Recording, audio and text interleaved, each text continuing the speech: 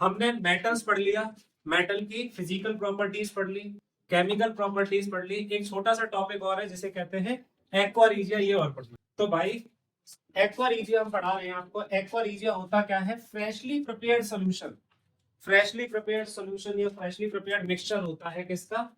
1 part concentrated nitric acid और 3 part concentrated hydrochloric acid HCl का जो मिक्सचर होता है उसी को क्या कहते हैं? Aqua regia.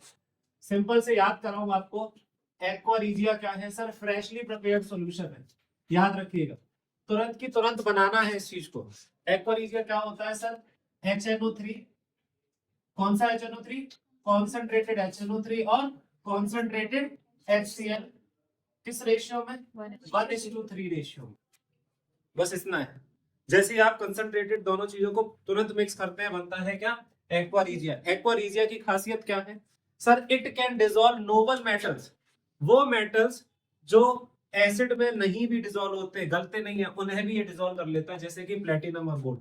हम जानते हैं प्लेटिनम गोल्ड नोबल मेटल्स है, इनकी रिएक्टिविटी बहुत कम होती है, तो एसिड से रिएक्ट नहीं करते। तो एक्वा रीजिया क्या प्रोड्यूस करता है? ये प्रोड्यूस करता है, ध्यान से सुनिएगा, ये प्रोड्यूस करता है नेसेंट क्लोरीन। क्या? Nascent chlorine. ये आपके सिलेबस का पार्ट नहीं है, एक्स्ट्रा बता। नेसेंट क्लोरीन का मतलब होता है क्लोरीन का एक अकेला एटम, ठीक है? क्लोरीन का अकेला एटम है, हाईली रिएक्टिव है, इसके बाद आउटर मोस्ट शेल में 7 इलेक्ट्रॉन है, चाहता है कि जल्दी से क्या करे? 1 इलेक्ट्रॉन मिल जाए इसे।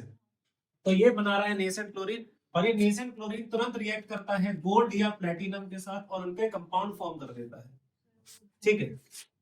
ठीक है, गोल्ड और प्लेटिनम के साथ और उनके कंपाउंड फॉर्म कर देता है। क्या ये बात समझ में आई आप सभी को?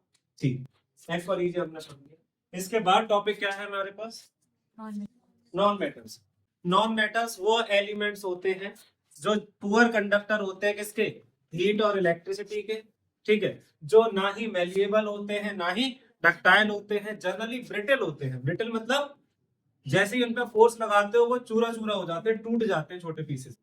तो इन्हीं की कुछ प्रॉपर्टीज पढ़ेंगे, ठीक है? उससे पहले एग्जांपल जैसे कि carbon, sulphur, phosphorus, silicon, oxygen, nitrogen, chlorine, bromine, ये सब क्या है? नॉन मेटल्स है, ठीक है? नॉन मेटल्स क्या करते हैं? नॉन मेटल इलेक्ट्रॉन गेन करके क्या इस पे कैसा चार्ज आ जाता है? नेगेटिव चार्ज, इसीलिए बन जाते हैं क्या? एनायन। क्या कहलाते बन जाते हैं? एनायन। और इसलिए इन्हें किस नाम से भी जानते हैं हम लोग? Electronegative element. किस नाम से जानते हैं? Electronegative elements. क्या ये बात समझ में? नेक्स्ट इज नॉन मेटल की कुछ फिजिकल प्रॉपर्टी, जैसे सबसे पहला है हार्डनेस। तो नॉन मेटल हार्ड नहीं होते, बल्कि कैसे होते हैं? सॉफ्ट होते हैं। बट एक एक्सेप्शन है, क्या? Diamond. Diamond naturally occurring hardest substance है। डायमंड जो एक एलोट्रोप होता है, किसका? कार्बन का, ठीक है? वो नेचुरली अकरिंग हार्डेस्ट सब्सटेंस है। इसके बाद स्टेट, तो क्योंकि नॉन मेटल्स हमारे जो है हार्ड नहीं है, तो जनरली पाए जाते हैं सॉलिड में भी, लिक्विड में भी और गैसेस में भी। कुछ एग्जांपल जैसे कि हमारे पास सल्फर सॉलिड पाया जाता है, ब्रोमीन लिक्विड पाई जाती है, और नाइट्रोजन, क्लोरीन, ऑक्सीजन कैसे फॉर्म में पाए जाते हैं? गैस। याद रखना, इकलौता नॉन मेटल जो लिक्विड फॉर्म में होता है वो होता है ब्रोमीन। गैस नहीं है, लिक्विड है। आगे, ब्रोमीन का colour very good, reddish brown. Chlorine का कलर ग्रीनिश, ठीक है? आगे लस्टर की बात करें तो भाई नॉन मेटल्स चमकते नहीं है, शाइनी नहीं होते, बल्कि डल अपीयरेंस होता है इनका। कैसा होता है? डल अपीयरेंस होता है। तो डल अपीयरेंस होता है, बट इसमें भी एक्सेप्शन क्या है? डायमंड और आयोडीन। डायमंड और आयोडीन एक्सेप्शन है, ये शाइनी होते हैं। आयोडीन सॉलिड होता है, किस कलर का होता है?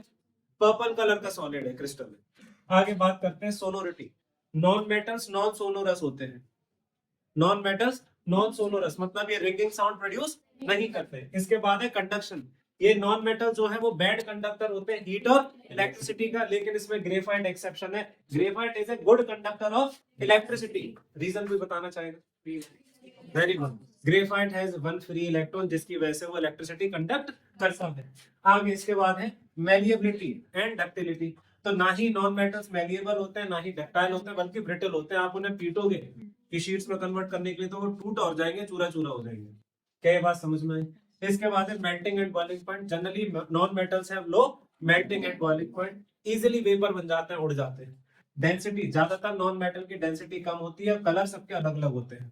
तो नॉन मेटल्स के पास अलग अलग कलर्स मिलते हैं, ये बात समझ में आई? अब हम स्टार्ट करते हैं क्या, केमिकल प्रॉपर्टीज के बारे में। तो we have to start first chemical property of non metal which is reaction with oxygen. तो भाई जब कभी भी नॉन मेटल ऑक्सीजन से रिएक्ट करेंगे तो वो फॉर्म करेंगे नॉन मेटल ऑक्साइड। क्या बनाएंगे? नॉन मेटल का ऑक्साइड, नॉन मेटल का ऑक्साइड। और याद रखना नॉन मेटल का ऑक्साइड किस नेचर का होता है? एसिडिक नेचर का होता है। कैसे प्रूफ करते हैं नॉन मेटल के ऑक्साइड को? भाई कैसे प्रूफ करोगे ये बात कि कोई एसिडिक नेचर है कि नहीं है? आप नॉन मेटल के ऑक्साइड को पानी में डाल दो, किसमें डाल दो? पानी से रिएक्ट करा दो, तो क्या बन जाएगा? वो एसिड फॉर्म कर देगा। क्या फॉर्म करेगा? एसिड। कोई बात नहीं, आगे नहीं। मेरे बच्चे टेक आउट योर नोटबुक्स, ठीक है? हमें रिएक्शंस लिख लिख के प्रैक्टिस करनी है। सबसे पहले आपको रटना क्या है, याद ये रखना है कि जब कभी भी नॉन मेटल ऑक्सीजन से रिएक्ट करेगा तो it will form non metal का ऑक्साइड। सबसे पहली रिएक्शन है कार्बन की ऑक्सीजन के साथ। जैसा आप जानते हैं जब कभी भी कार्बन ऑक्सीजन से रिएक्ट करता है तो क्या फॉर्म करता है? कार्बन डाइऑक्साइड फॉर्म करता है, ठीक है? अब एक तो ये है कार्बन डाइऑक्साइड। अगर इसी कार्बन डाइऑक्साइड की फॉर्मेशन के दौरान ऑक्सीजन इनसफिशिएंट हो जाए, इधर देखिए, अगर कार्बन की रिएक्शन ऑक्सीजन से कराते हैं और जो ऑक्सीजन है वो इनसफिशिएंट है, अच्छे से अवेलेबल नहीं है, तो वो फॉर्म कर लेगा कार्बन मोनोऑक्साइड। याद क्या रखोगे? कार्बन डाइऑक्साइड एक एसिडिक ऑक्साइड है। क्यों? क्योंकि CO2 फॉर्म करती है क्या? H2CO3, जो कि क्या होता है? Carbonic acid. क्या होता है? Carbonic acid. जबकि कार्बन मोनोऑक्साइड कोई एसिड नहीं बनाता, इसलिए ये न्यूट्रल है। कौन? कार्बन मोनोऑक्साइड न्यूट्रल है और कार्बन डाइऑक्साइड क्या है? Acidic nature. क्या ये बात समझ में आई आप सभी को? ठीक है बेटा, आगे है इसी तरीके से सल्फर की रिएक्शन ऑक्सीजन से कराई तो सल्फर डाइऑक्साइड बना, ठीक है? मैं सल्फर डाइऑक्साइड की रिएक्शन दोबारा ऑक्सीजन से करा देता तो बन जाता क्या? Sulphur trioxide. क्या बन जाता? Sulphur trioxide. याद रखिएगा, अभी आगे दे रखी है रिएक्शन। ऐसे ही हाइड्रोजन की रिएक्शन ऑक्सीजन से कराओगे तो क्या बनेगा? वाटर। कोई बता सकता है वाटर एसिडिक है, बेसिक है, न्यूट्रल है? न्यूट्रल, ठीक है। जबकि SO2 किस नेचर की है? Acidic nature.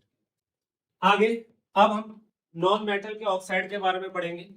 हमें पता है नॉन मेटल के जो ऑक्साइड्स होते हैं वो किस नेचर के होते हैं? एसिडिक नेचर के। हम कैसे प्रूव कर सकते हैं?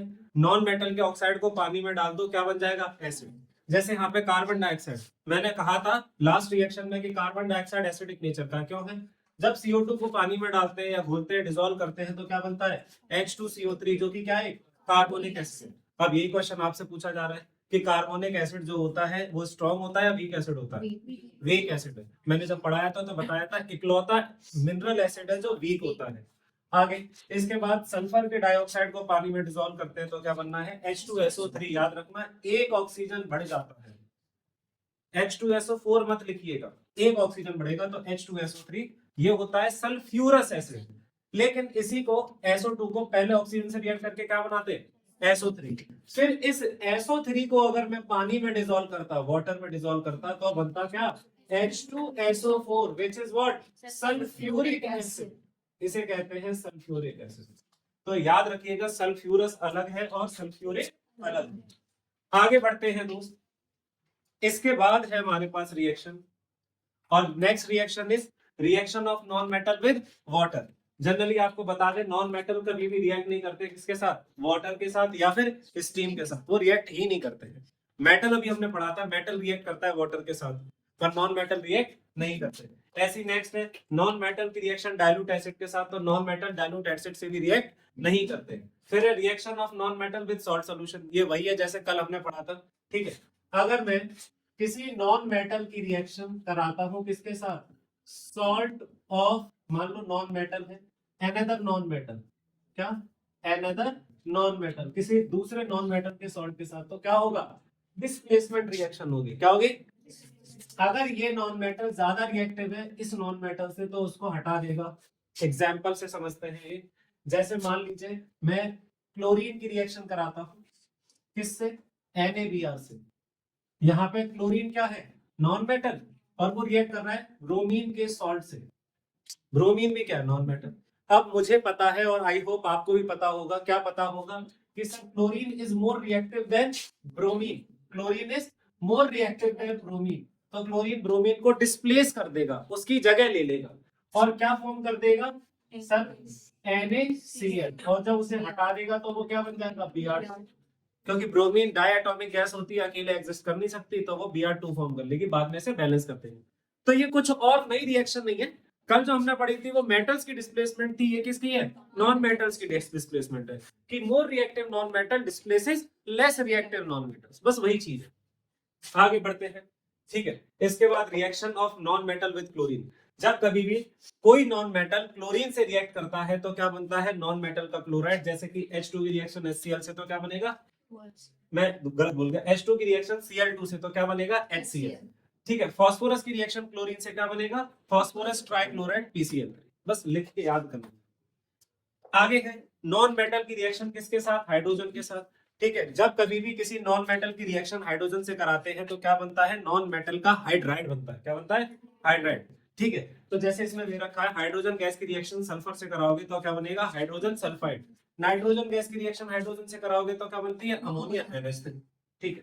तो अब कुछ क्वेश्चंस हैं जो एस्ट्रफ में दे रखे थे, आप ट्राई करके देखिए, ये एनसीईआरटी बुक का क्वेश्चन है, ठीक है, आप इसे पढ़ के देखिए। प्रत्यूष सल्फर पाउडर लेता है, सल्फर ले रहा है, स्पैचुला वो चम्मच होती है जो केमिस्ट्री लैब में यूज करते हैं, और उसे हीट करता है। हीट करने का मतलब रिएक्ट करता है किससे? ऑक्सीजन से। तब क्या बनेगा? Sulphur dioxide. इस गैस को, ये जो गैस बनी, इसे कलेक्ट किया जाता है किसमें? इन्वर्टिंग टेस्ट ट्यूब में, ठीक है। मतलब एक टेस्ट ट्यूब उल्टी करके रख दी और जो गैस है वो उसमें कलेक्ट हो गई। What will be the action of this gas? भाई हमें पता है सल्फर का ऑक्साइड किस नेचर का होगा? एसिडिक नेचर का। पर क्या ड्राई लिटमस पे ये कोई काम करेगा? नहीं। कोई रीजन बताएगा क्यों? एक एक करके जी। आगे और कौन बताना चाह रहा है? जी बिल्कुल सर, क्योंकि वाटर नहीं है, दोनों ही बच्चों ने सही बात कही, पानी नहीं है तो SO2 आयंस फॉर्म नहीं कर पाएगा, इस वजह से जो लिटमस है उसके कलर में कोई चेंज नहीं आएगा। तो आंसर इज नो चेंज। अगर पूछ ले reason, due to no change का रीजन क्या लिखोगे? Because ions are not form due to absence of water. लेकिन अगर यही मॉइस्ट लिटमस आ गया, अब ऐसा लिटमस है जिसमें पानी है, गीला है, तो SO2 पानी से रिएक्ट करते ही क्या बनाएगी? पहले H2SO3, क्या बनाएगी? H2SO3, ठीक है। ये एसिड है, ये क्या रिलीज करेगा? H positive ion. क्या रिलीज करेगा? H positive ion. H positive ion, जिसकी वजह से जो लिटमस है उसका कलर कैसा हो जाएगा? रेड कलर हो जाएगा, एसिडिक नेचर को शो करेगा। क्या ये बात समझ में? फिर रिएक्शन लिख के दिखानी थी, मैंने लिख दी। भाई ये टॉपिक कई बार पढ़ चुके हैं हम, मैंने इसकी कई सारी वीडियोस भी अपलोड कर रखी है, दोबारा पढ़ाते हैं एक और बार। केमिकल बॉन्ड होता क्या है? तो केमिकल बॉन्ड एक फोर्स ऑफ अट्रैक्शन होता है जो दो या दो से ज्यादा एटम्स को एक दूसरे से जोड़ कर रखता है। केमिकल बॉन्ड क्या है? फोर्स ऑफ अट्रैक्शन है जो दो एटम्स को किसी भी मॉलिक्यूल में जोड़ कर रखता है। ये जो अट्रैक्शन है, फोर्स ऑफ अट्रैक्शन है, जिसे हम केमिकल बॉन्ड कह रहे हैं, ये दो तरीके का है अपने सिलेबस के हिसाब से। एक है आयनिक बॉन्ड, दूसरा है कोवेलेंट। तो बोला गया है केमिकल बॉन्ड वो फोर्स है, ठीक है, जो एटम्स को लिंक करके रखता है। लिंक्स मतलब जोड़ कर रखता है, किसमें? किसी भी मॉलिक्यूल में, ठीक है। अब next is cause of chemical bonding, ठीक है। एटम्स केमिकल बॉन्ड बनाते क्यों है? क्या जरूरत है उनको जिससे वो केमिकल बॉन्ड बना रहे हैं? तो भाई एटम्स केमिकल बॉन्ड बनाते हैं क्योंकि वो स्टेबल होना चाहते हैं। फॉर एटम्स स्टेबिलिटी का मतलब है उनकी आउटर मोस्ट शेल में जो इलेक्ट्रॉन्स हो वो या तो 8 हो या फिर 2 हो, इन केस ऑफ हाइड्रोजन, ठीक है। तो एटम्स के लिए स्टेबल होने का क्या मतलब है? उनकी आउटर मोस्ट शेल कंप्लीट हो जाए। कंप्लीट होने का मतलब या तो वो ऑक्टेट बनाए या फिर वो ड्यूप्लेट बनाए। तो लिखा है एटम्स केमिकल बॉन्ड बनाते हैं to achieve stability by acquiring inert gas electron configuration. मतलब जो इनर्ट गैस का इलेक्ट्रॉनिक कॉन्फ़िगरेशन है वैसा ही, ठीक है। नोबल गैस, इनर्ट गैस का जो इलेक्ट्रॉनिक कॉन्फ़िगरेशन है, सिंपल भाषा में बोलूं, to complete their outer most shell, outer most shell में इलेक्ट्रॉन पूरे करने के। आगे अब हमारे पास सबसे पहला है वो है reaction of metal and non metal. तो बोला गया मेटल और नॉन मेटल मिलके क्या बनाते हैं? आयनिक बॉन्ड बनाते हैं। क्या बनाते हैं? Ionic bond. और ऐसे कंपाउंड्स को किस नाम से भी जानते हैं? Ionic compounds. अच्छा, आयनिक बॉन्ड का कोई एक और नाम बताएगा? वेरी गुड, इसका एक और नाम है इलेक्ट्रोवैलेंट बॉन्ड। तो ionic bond is also known as electrovalent bond. क्या बात समझ में? आगे आयनिक बॉन्ड बनता किसकी वजह से? Due to transfer of electron. इसमें क्या होता है? जो मेटल है वो अपने इलेक्ट्रॉन को दे देता है किसको, नॉन मेटल को। ऐसा करने पे मेटल के पास कैसा चार्ज आ जाता है, क्योंकि वो इलेक्ट्रॉन दे रहा है, लूज कर रहा है, दान कर रहा है, तो पॉजिटिव चार्ज। जो नॉन मेटल है, क्योंकि वो इलेक्ट्रॉन बोरो कर रहा है, उधार मांग रहा है दूसरे से, तो उस पर कैसा चार्ज आता है, नेगेटिव चार्ज, जिसकी वजह से वो एक दूसरे को अपनी तरफ अट्रैक्ट करते हैं। दिस फोर्स ऑफ अट्रैक्शन जो अपोजिट चार्जेस के बीच में लग रहा है, यही फोर्स ऑफ अट्रैक्शन क्या कहलाता है, आयनिक बॉन्ड कहलाता है। क्या कहलाता है दोस्त, आयनिक बॉन्ड कहलाता है। क्या ये बात समझ में आए? तो यही लिखा है कि मेटल पे पॉजिटिव चार्ज आ जाता है जब वो इलेक्ट्रॉन को लूज करते हैं और वो बन जाते हैं क्या, कैटायन। नॉन मेटल पे नेगेटिव चार्ज आ जाता है जब वो इलेक्ट्रॉन गेन करते हैं और वो बन जाते हैं क्या, एनायन। इन अदर वर्ड्स ये जो बॉन्ड बनता है किसके बीच में, पॉजिटिव और नेगेटिव आयंस के बीच में, इसी को क्या कहते हैं, आयनिक बॉन्ड। ठीक है, आगे। आयंस दो तरीके के होते हैं। पहले तो आयंस होते क्या है, आयंस होते हैं चार्ज्ड स्पीशीज। क्या होती है, चार्ज स्पीशीज। आयंस उन्हें कहते हैं जिसमें चार्जेस होते हैं, चार्ज स्पीशीज। ठीक है, ये दो तरीके के, एक है पॉजिटिवली चार्ज और एक है नेगेटिवली चार्ज। जो पॉजिटिव चार्ज स्पीशीज होती है उन्हें कहते हैं कैटायंस। तो बोला क्या है, आयंस है पॉजिटिव और नेगेटिव चार्ज एटम्स, जिन्हें आयंस कहते हैं। पॉजिटिव चार्ज एटम्स को हम किस नाम से भी जानते हैं, कैटायन। वो बनते कैसे हैं, जब कोई एटम अपना इलेक्ट्रॉन लूज करता है तो उसमें कैसा चार्ज आता है, पॉजिटिव चार्ज। क्या ये बात समझ? नेगेटिव चार्ज आयन जिसे एनायन कहते हैं, वो कैसे बनता है, कोई भी एटम इलेक्ट्रॉन गेन करता है तो उसपे कैसा चार्ज आता है, नेगेटिव चार्ज आयन। एग्जांपल है जैसे क्लोरीन के एटम ने, क्लोरीन के बारे में डिटेल में होता है, तो क्लोरीन होता है 2,8,7। इसके आउटर मोस्ट शेल में 7 इलेक्ट्रॉन है। इसने एक इलेक्ट्रॉन और गेन कर लिया जिससे बन गया Cl नेगेटिव, इलेक्ट्रॉनिक कॉन्फ़िगरेशन हो गया 2,8,8। बस बन गया इसका। अब देखो ना, आउटर मोस्ट शेल कंप्लीट हो गई, हो गया स्टेबल, और इससे इसमें कैसा चार्ज आ गया, नेगेटिव चार्ज आ गया। अब हम कुछ कंपाउंड्स की फॉर्मेशन दिखाएंगे, इलेक्ट्रॉन डॉट स्ट्रक्चर बना के दिखाएंगे। ठीक है, सबसे पहला तो क्या ही है, NaCl। तो NaCl बनता कैसे वो सिखाना चाहूंगा आप लोगों को।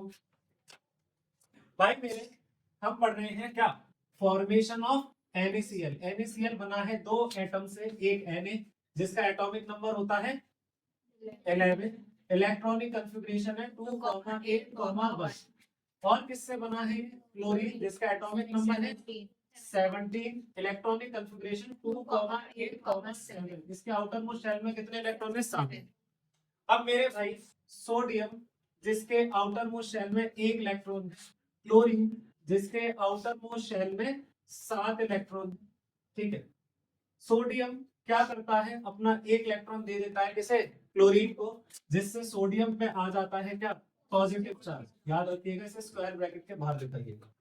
इसी तरीके से क्लोरीन 1 2 3 4 5 6 7 और एक आखिरी इलेक्ट्रॉन, ये जो डॉट वाला इलेक्ट्रॉन है वो रिप्रेजेंट कर रहा है कि वो कहां से आया है, सोडियम के पास से। इस पे आगे कैसा charge, opposite charges will attract each other, और जब वो एक दूसरे को अट्रैक्ट करते हैं तो बन गया फॉर्मेशन ऑफ NaCl। क्या आया आपको समझ में? तो आप खुद से बना सकते हैं MgCl2, Mg और CO का फॉर्मेशन। ठीक है, करके दिखाइए। मैं बना देता हूँ MgCl2 कैसे बनेगा। Mg जिसका एटॉमिक नंबर होता है 12, इलेक्ट्रॉनिक कॉन्फ़िगरेशन 2,8,2, क्लोरीन जिसका एटॉमिक नंबर है 17, ठीक है, और इलेक्ट्रॉनिक कॉन्फ़िगरेशन 2,8,7। भाई एक Mg है, इसकी आउटर मोस्ट शेल में 2 इलेक्ट्रॉन, 2 क्लोरीन है, इनके पास आउटर मोस्ट शेल में 7 इलेक्ट्रॉन है। मुझे तो ये समझ नहीं आ रहा कि why are you getting confuse. जब साफ साफ फॉर्मूले में लिखा है कि 2 क्लोरीन है तो 2 ही तो यूज होंगे। एक क्लोरीन पे 1 इलेक्ट्रॉन की कमी है तो एक Mg अपना 1 इलेक्ट्रॉन इसे देगा, दूसरा इलेक्ट्रॉन इसे दे देगा, जिसकी वजह से Mg पे आ जाएगा क्या, 2 पॉजिटिव चार्ज, और 2 क्लोरीन को अलग अलग ना लिखकर मैं एक साथ लगा बाहर 2 लिख दे रहा हूँ। Cl 1 2 3 4 5 6 7 और एक क्रॉस, ये आ गया। ये 2 रिप्रेजेंट कर रहा है कि ऐसे 2 क्लोरीन है, 1 2 एक साथ लिख दिया हमने, और इस पे आ गया माइनस चार्ज, तो 2 × 2 -2 हो जाए, 2 × 1 -2, तो ये एक दूसरे को अट्रैक्ट करेंगे, बन गया MgCl। नेक्स्ट,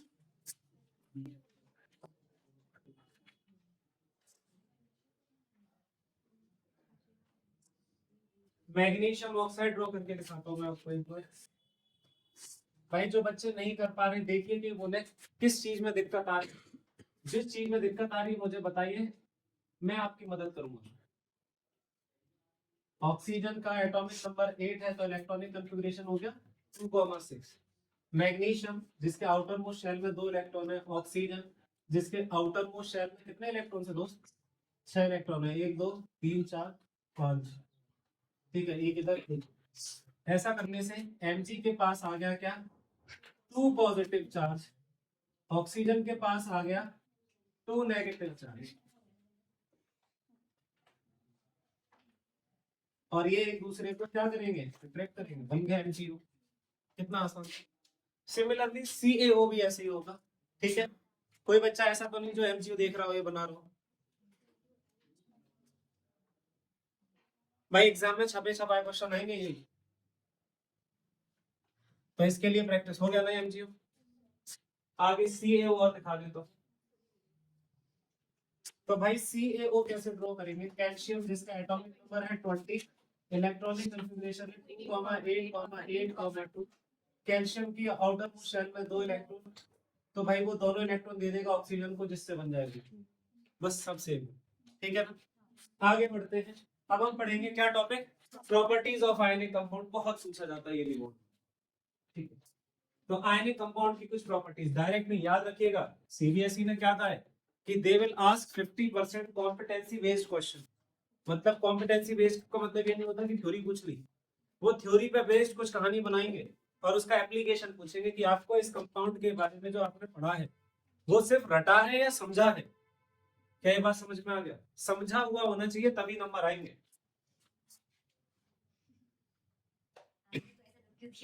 मैं तो उसे देखा भी नहीं। आगे बढ़ते हैं। प्रॉपर्टीज ऑफ आयनिक कंपाउंड में सबसे पहला है आयनिक कंपाउंड क्रिस्टलाइन सॉलिड होते हैं। किस फॉर्म में पाए जाते हैं? क्रिस्टल्स की फॉर्म में पाए जाते हैं, सॉलिड होते हैं। ठीक है, क्यों? क्योंकि इनके बीच में फोर्स ऑफ अट्रैक्शन कैसा होता है? Strong. Ionic compound generally brittle हो जाते हैं। क्रिस्टल्स होते हैं ना, उन्हें मारोगे तो वो छोटे छोटे क्रिस्टल्स पीसेस में टूट जाते हैं। आयनिक कंपाउंड्स के पास है high melting and boiling point because of strong force of attraction. यही लिख के आना है। आयनिक कंपाउंड यूजुअली पानी में घुल जाते हैं, बट किसमें नहीं घुलते? ऑर्गेनिक सॉल्वेंट्स में नहीं घुलते, जैसे कि पेट्रोल में, डीजल में, केरोसिन में, अल्कोहल में, इन सब में नहीं घुलते। आगे, ionic compounds do not conduct electricity in solid state. मतलब जब तक वो सॉलिड स्टेट में है। इसे ऐसे समझाता हूं मैं आपको। Let's take an example of salt. तो नमक जो है, जब तक सॉलिड नमक डाला हुआ है, ठीक है, जब तक सॉलिड नमक डाला हुआ है, मान लीजिए मैंने 2 इलेक्ट्रोड लगाई, इन दोनों इलेक्ट्रोड को ज्वाइन किया किससे? एक सेल या बैटरी से, और बल्ब लगा दिया। तो इस बल्ब में करंट फ्लो नहीं करेगा, तो this bulb will not glow. लेकिन जैसे ही मैंने इसमें क्या डाला? H2O डाला, अब इसमें पानी भी आ गया। पानी के आते ही क्या होगा? NaCl जो है आयनिक कंपाउंड टूट जाएगा किसमें? आयंस में। आयंस में टूटते due to the formation of ions इसमें करंट फ्लो होना स्टार्ट हो जाएगा और बल्ब ग्लो करेगा। इसके अलावा पानी ना डाल के हम एक और तरीका यूज कर सकते थे। क्या कर लेते हैं सर? अगर हम इसको NaCl को गर्म करते हैं, अगर हम NaCl को बहुत देर तक हीट करते तो एक ऐसा टाइम आता कि NaCl के आयंस, ये सॉलिड है, जो सॉलिड नमक है वो टूट के क्या बना लेता? आयंस, और ये चला जाता किसमें? मॉल्टन स्टेट में। किसमें चला जाता? मॉल्टन स्टेट में। और इस फिर भी करंट कंडक्ट करता। That means ionic compound solid state में इलेक्ट्रिसिटी कंडक्ट नहीं करते, ये किसमें करते हैं? एक्वस या फिर मॉल्टन स्टेट। एक्वस मतलब जब इन्हें घोल दिया जाए पानी में तब, या फिर मॉल्टन मतलब जब इतना गर्म कर दो कि उसमें वो पिघलना स्टार्ट हो जाए और उसमें आयन बन जाए। सिर्फ यही 2 तरीके याद रखिएगा। इसीलिए आयनिक कंपाउंड्स किस नाम से भी जाने जाते हैं? इलेक्ट्रोलाइट्स। किस नाम से जाने जाते हैं? इलेक्ट्रोलाइट्स को कोई मीनिंग बताएगा क्या? होते क्या electrolytes? Substances which conduct electricity in molten. बस एक शब्द चेंज करना है, बिल्कुल सही डेफिनेशन है, कंपाउंड्स। ठीक है, वो कंपाउंड जो एक्वस या मॉल्टन स्टेट में इलेक्ट्रिसिटी कंडक्ट करते हैं उन्हें क्या कहते हैं? इलेक्ट्रोलाइट्स।